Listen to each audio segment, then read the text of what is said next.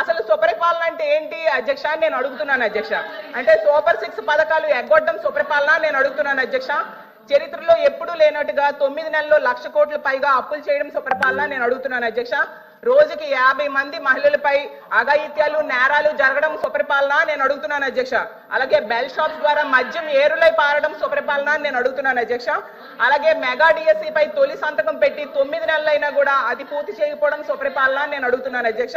అలాగే ఉద్యోగులకు DA PRC IR ఇవ్వకపోవడం సుపరిపాలన నేను అడుగుతున్నాను అధ్యక్ష.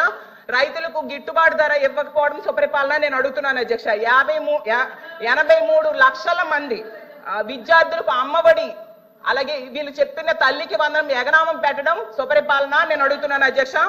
ఈ రాష్ట్ర ప్రజలకు రైతులు 53 లక్షల మంది ఉన్నారు అధ్యక్ష. వాళ్ళకి రైతు భరోసా ఎగ్గొట్టడం సుపరిపాలన నేను అడుగుతున్నాను అధ్యక్ష. ఈ రాష్ట్ర ప్రజల పరిపాలన నేను అడుగుతున్నాను అధ్యక్ష. అలాగే 60% నిత్యావసర సరుకులు ధరలు పెరిగాయి అధ్యక్ష ఈ 9 నెలల్లో. దాన్ని సుపరిపాలన అంటారా అని నేను అడుగుతున్నాను అధ్యక్ష. అలాగే మహిళలు సగం మంది ఉన్నాం అధ్యక్ష. మహిళలకు ఇచ్చిన హామీలు ఏ ఒక్కటి కూడా అమలు చేయకపోవడం సుపరిపాలన నేను అడుగుతున్నాను అధ్యక్ష. ప్రత్యేక హోదా సాధించే అవకాశం ఉండి కూడా సాధించకపోవడం సుపరిపాలన నేను అడుగుతున్నాను అధ్యక్ష. పోలవరం ప్రాజెక్టు విషయంలో ఎత్తు తగ్గించడానికి కేంద్రం దగ్గర రాజీ పడడం సుపరిపాలన నేను అడుగుతున్నాను అధ్యక్ష. ఎంత దారుణంగా ప్రజలను ఇబ్బందులు పెట్టి మోసం చేస్తూ తమ పరిపాలన సుపరిపాలన అని చెప్పుకోవడం ఎంతవరకు సమంజసమని ఫైనల్ గా నేను అడుగుతున్నాను అధ్యక్ష. అలాగే ఉద్యోగాల కోసం గవర్నర్ గారు చెప్పారు అధ్యక్ష. 9 నెలల్లో 4 లక్షల మంది యువతకు ఉద్యోగాలు ఇచ్చేసామని చెప్పారు అధ్యక్ష.